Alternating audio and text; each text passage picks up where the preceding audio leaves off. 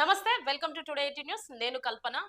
గత 2 రోజుల క్రితము శివశక్తి 10th యానివర్సరీ గురించి వాళ్ళు మాట్లాడిన మాటలు, చిన్నజీఆర్ స్వామి మాట్లాడిన మాటల గురించి ఒక చిన్న వీడియో చేయడం జరిగింది.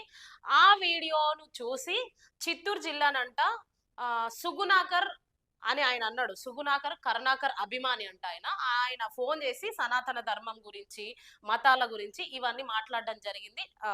దీని తర్వాత ఆడియో ప్లే చేస్తాము. ఆ ఆడియో వింటే మీకే అర్థమైపోతది. ఆయనంట ఒక పూజారి, ఒక దళితుడంట. ఆయన సనాతన ధర్మం గురించి తెలిసిన వ్యక్తి అంట.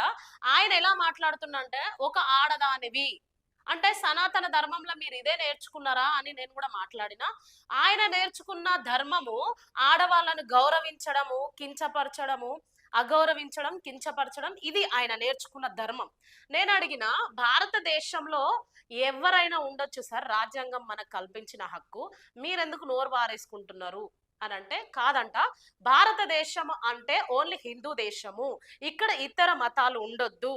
ఓన్లీ హిందూస్ మాత్రమే ఉండాలి అని ఆయన మాట్లాడడం జరిగింది. ఇది ఎంతవరకు కరెక్టో మరి మతాల మధ్య ఎందుకు సార్ మీలాగా మాట్లాడే మతాలలో గొడవలు అవుతున్నాయి.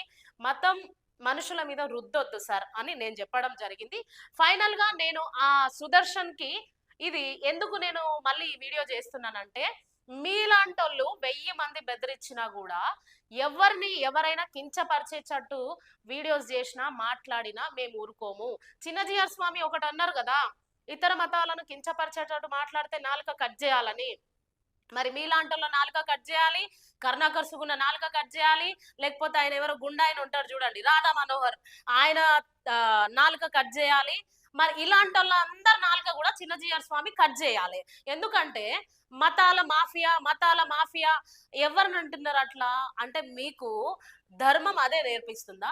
భారతదేశ ధర్మం అది నేర్పిస్తుందా? లేకుంటే మీరు నమ్మే ధర్మం అది నేర్పిస్తుందా అని మళ్ళీ నేను ఇది వార్నింగ్ గా ఆయనకు చెప్తున్నా. మీకు దమ్ముంటే, మీకు ఒకవేళ ధైర్యం ఉంటే, నేను చెప్పిన స్టూడియోకి రండి అని. మీకు ఒకవేళ దమ్ము ధైర్యం ఉంటే మీరు స్టూడియోకి రండి, మాట్లాడండి. ఇంటర్వ్యూకి వస్తారా, డిబేట్కి వస్తారా, దేనికైనా రెడీ. భారతీయులందరూ ఒకటే అని నేను చెప్తున్నా. భారతీయుల మీద ఈ మతాల చిచ్చులు పెట్టి మనుషుల మీద తీసుకొచ్చి మతాలను రుద్దొద్దు అనేది మా ఉద్దేశం, మా ఛానల్ ముఖ్య లక్షణం. ప్రతి మతాన్ని మేము గౌరవిస్తాం. అట్లనే ప్రతి మతాన్ని ఎవరు ఏమన్నా కూడా సహించేది లేదు, ఊరుకునేది లేదు. ప్రజలారా మీరు వినండి. నెక్స్ట్ నేను ఆడియో ప్లే చేస్తా.